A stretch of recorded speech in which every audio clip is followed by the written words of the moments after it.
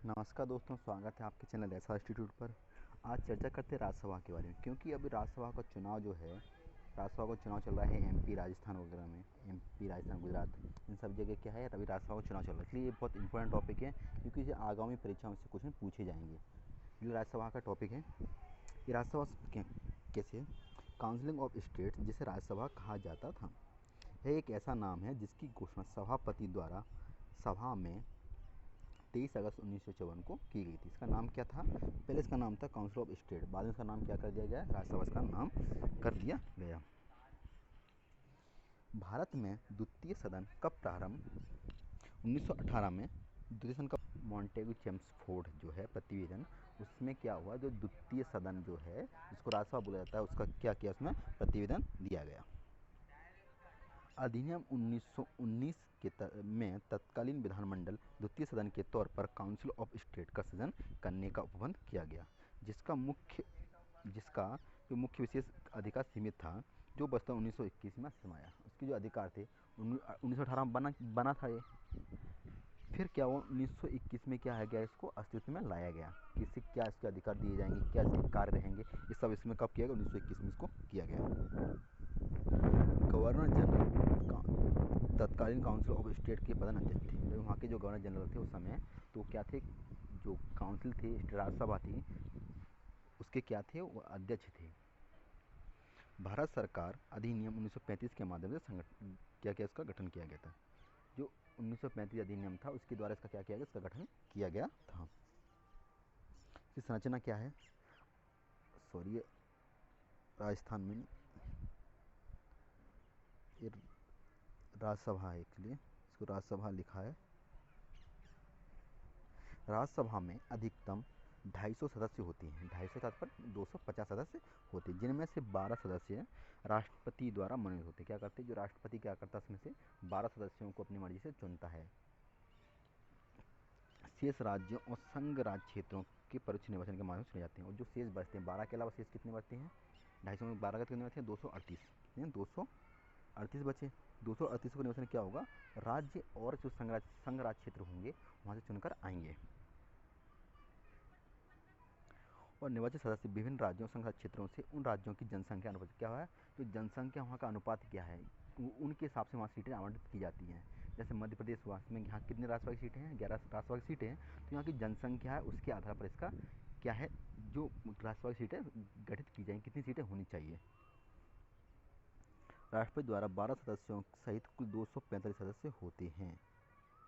कितने होते हैं? 12 सदस्य 245 सदस्य होते हैं, जिनमें से राज्यों में 229 और संघ शासित प्रदेशों में 4 सदस्य होते हैं। कौन कौन से संघ शासित प्रदेश कौन कौन से हैं? दिल्ली है और पुडुचेरी है।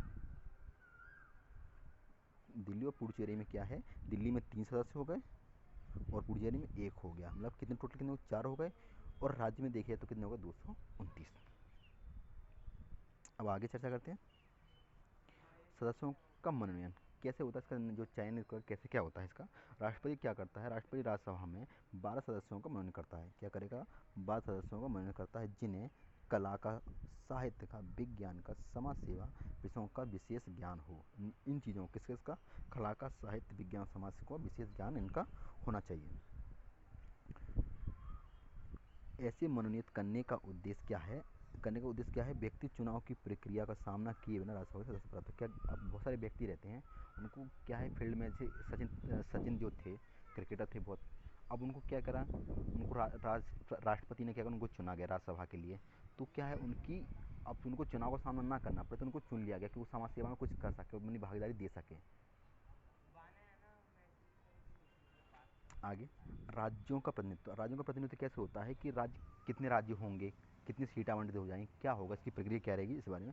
संविधान के अनुसार विभिन्न राज्यों और संघ शासित क्षेत्रों के लिए उनकी जनसंख्या के अनुपात के आधार पर 238 स्थानों का गठन किया गया। 238 का तात्पर्य कितना हो गया? 238 का तात्पर्य यहाँ हो गया है, 238 सीटें हो गई टोटल, और 12 क्या होगा इसके? राष्ट्रपति द्वारा मनोनीत हो। तो 12 और 238 12 टोटल कितने हो गए? 250 हो गए, 250 टोटल हो गए। अब राज्यों के प्रतिनिधित्व राज्य की विधानसभाओं के निर्वाचित सदस्यों द्वारा अनुपातिक प्रतिनिधित्व प्रणाली के अनुसार संक्रमण द्वारा चुने जाते हैं। क्या करते हैं? कौन से प्रतिनिधि द्वारा? आनुपातिक प्रतिनिधित्व प्रणाली के संक्रमण मत द्वारा चुने जाते हैं। और यही प्रक्रिया राष्ट्रपति चुनाव में भी लागू होती है। कहाँ? राष्ट्रपति चुनाव और राज्यसभा में भी ये प्रक्रिया लागू होती है। जो ये प्रक्रिया है, चुनाव प्रक्रिया, आनुपातिक प्रतिनिधित्व प्रणाली, इसको मैं राष्ट्रपति जब पढ़ाऊंगा तो ये प्रक्रिया पूरी बताऊंगा क्या इसकी प्रक्रिया होती है वोटिंग की। आगे इसकी अवधि क्या होती है? राज्यसभा एक सदन है, मतलब ये क्या है? स्थायी सदन है, इसका कभी बेटा नहीं हो सकता। अब जो लोकसभा है वो क्या है? अस्थायी सदन है, क्योंकि उसका कार्यकाल फिक्स 5 साल के लिए होता है। मगर राज्यसभा का स्थायी सदन है, इसका कभी विघटन नहीं हो सकता है। भारत के संविधान में अनुच्छेद कौन से अनुच्छेद में है? 83(1) में अनुसार राज्यसभा का विघटन नहीं होगा। इसमें बात कही गई है, अनुच्छेद 83 में बात ये कही गई है कि राज्यसभा का विघटन नहीं हो सकता, परंतु इसके सदस्यों में से एक तिहाई, कितने सदस्य? एक तिहाई सदस्य। एक सदस्य क्या होंगे? प्रत्येक वर्ष, सॉरी वित्तीय नहीं, प्रत्येक वर्ष होगा, प्रत्येक वर्ष में सेवानिवृत्त हो जाएंगे। मतलब एक साल में कितने, सॉरी 2 साल में कितने? एक तिहाई सदस्यों को क्या होगा? सेवानिवृत्त होंगे, और उनके स्थान पर नए जो सदस्य वो चुनकर आएंगे। राज्यसभा की विशेष शक्तियाँ। अब राज्यसभा को क्या क्या शक्तियाँ प्राप्त है जिससे वो अपने कार्य कर सके? एक ये क्या है? एक परिसंघीय सदन होने के नाते राज्यसभा को संविधान के अधीन कुछ विशेष शक्तियाँ प्राप्त हैं। विधान से संबंधित सभी विषयों पर 3 सूचियों में विभाजित किया गया। कितनी सूचियों में? 3 सूचियों में विभाजित। कौन कौन सूची हैं? संघ सूची, राज्य सूची, समवर्ती सूची और राज्य सूची। परस्पर में कोई भी एक दूसरे के परस्पर विषय पर कानून नहीं बना सकता। मतलब इसका तात्पर्य हुआ कि राज्य सूची अपना कानून बनाएगी, और संघ सूची, जिसको केंद्र सूची बोलते हैं, वो अपना अलग कानून बनाएगी, और समवर्ती सूची मतलब दोनों मिलकर अपना कानून बनाएंगे। ये क्या है? सब अपने अपने कार्य में इसमें बांटे गए हैं कि सब अपना अपना कार्य में करेंगे। इसका यदि राज्यसभा उपस्थित और मत देने वाले सदस्यों में से कम 2 तिहाई सदस्यों के बहुमत द्वारा यह कहते हुए एक संकल्प पारित करती है कि यह राष्ट्रीय हित के लिए आवश्यक है। क्या करेगी? राज्यसभा में कोई मुद्दा एक लेकर आया, कोई मुद्दा लेकर आते हैं, तो उसमें कम से कम 1/3 का, कितने थर्ड का? 2 तिहाई का, कितने का? कम से कम 2 तिहाई बहुमत होता है। किसी भी चीज़, कोई कानून लेकर आए, किसी भी कानून के लिए 2 तिहाई बहुमत की आवश्यकता होती है। और 2 तिहाई बहुमत ला देते हैं तो क्या वो कानून वो पास हो जाएगा वहाँ से। संसद राज्य सूची में प्रमाणित किसी भी विषय पर विधि बनाए तो भारत संपूर्ण क्षेत्र में संपन्न हो जाएगा। और क्या करेगा? 2 तिहाई लोग, कितने?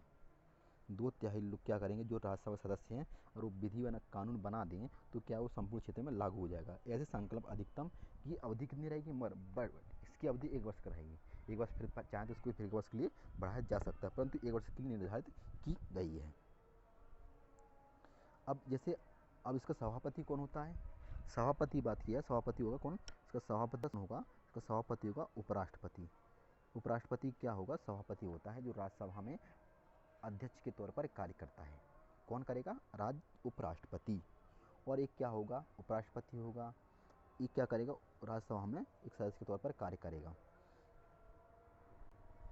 इसी के साथ यह राज्यसभा ही समाप्त करता हूँ। जय हिंद, जय भारत।